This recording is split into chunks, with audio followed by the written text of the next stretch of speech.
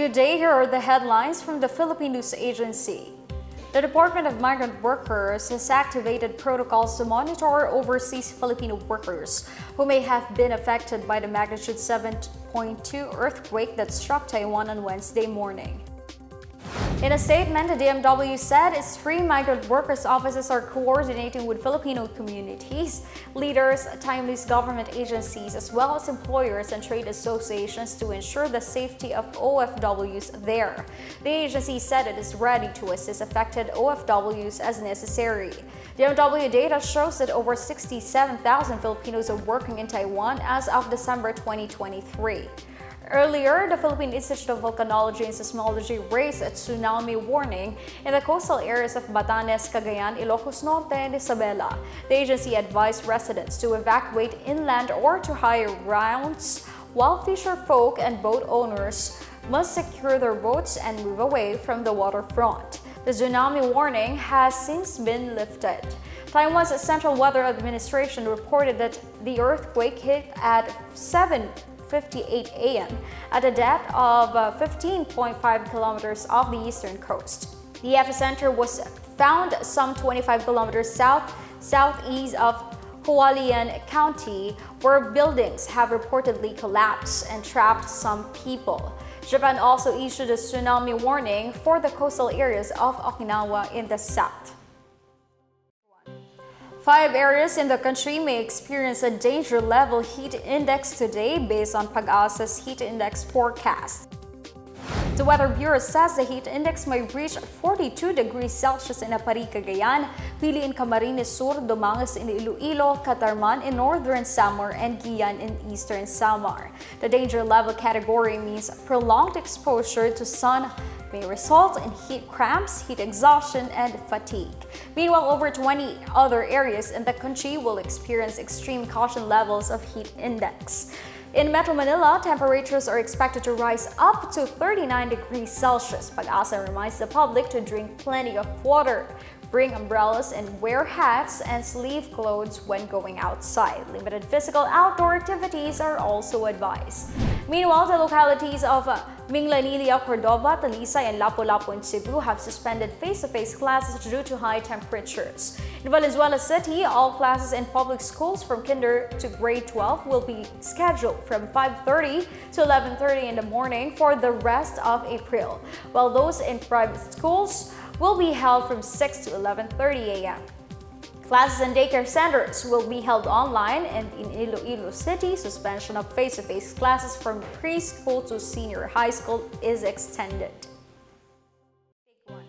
The Department of Foreign Affairs said a law on maritime zones would help stimulate the country's economic growth as it regulates maritime activities like fishing, shipping, and other offshore activities. In a forum on Tuesday, Foreign Affairs Deputy Assistant Secretary Maria Elena Cristina Maningat said the enactment of the Maritime Zones Act would reflect the government's commitment to protecting its maritime resources from overexploitation. Moreover, it would also show that the Philippines is an international law-abiding nation as it would harmonize domestic laws with the UNCLOS. The UP Institute for Maritime Affairs and Law of the Sea said the law would serve as a way to enforce of the arbitral ruling affirming the Philippines' rights over the South China Sea. Meanwhile, Presidential Assistant for Maritime Concerns and former Armed Forces Chief of Staff Andres Centino said the law is an assertion of the country's rights. Centino hopes that the law would be enacted before the 3rd State of the Nation address of President Ferdinand R. Marcos Jr. in July. The Department of Agriculture said they are closely monitoring the reported cases of rabies among cattle and pigs in Marinduque and Pampanga. According to the DA, recent reports in Marinduque include 3 cases of rabies among cattle and 6 cases of rabies among pigs, while around 20 cows and pigs in Pampanga were infected last 2023 due to rabid dog bites.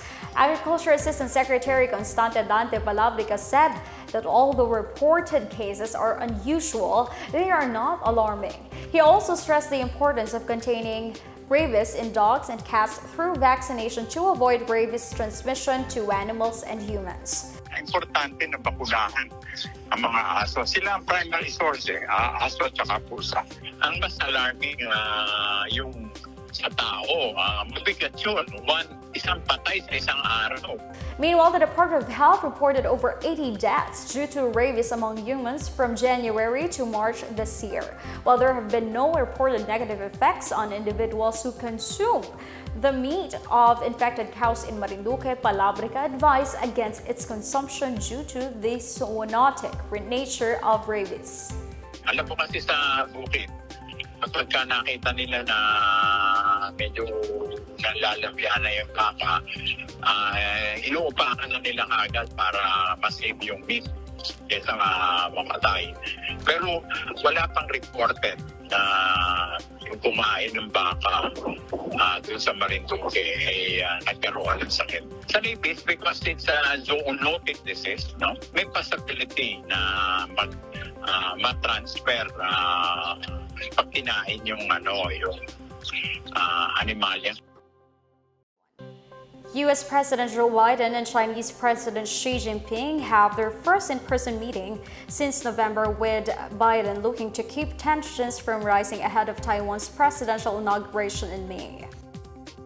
According to the White House, Biden stressed the importance of maintaining peace and stability across the Taiwan Strait and the rule of law and freedom of navigation in the South China Sea.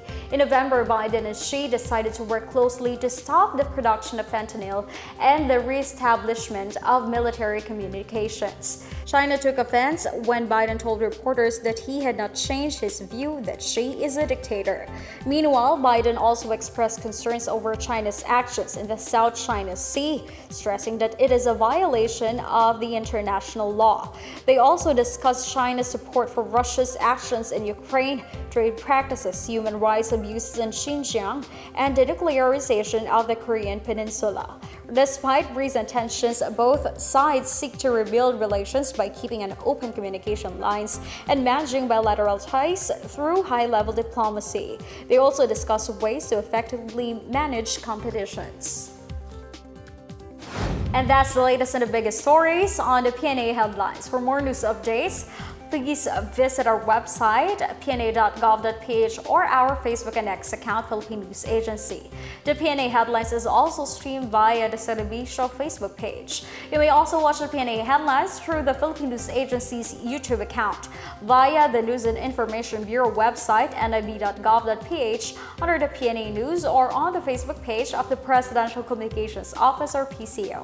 I am Stephanie Civiliano, and this is the Pna Headlines, bringing stories that unite the nation.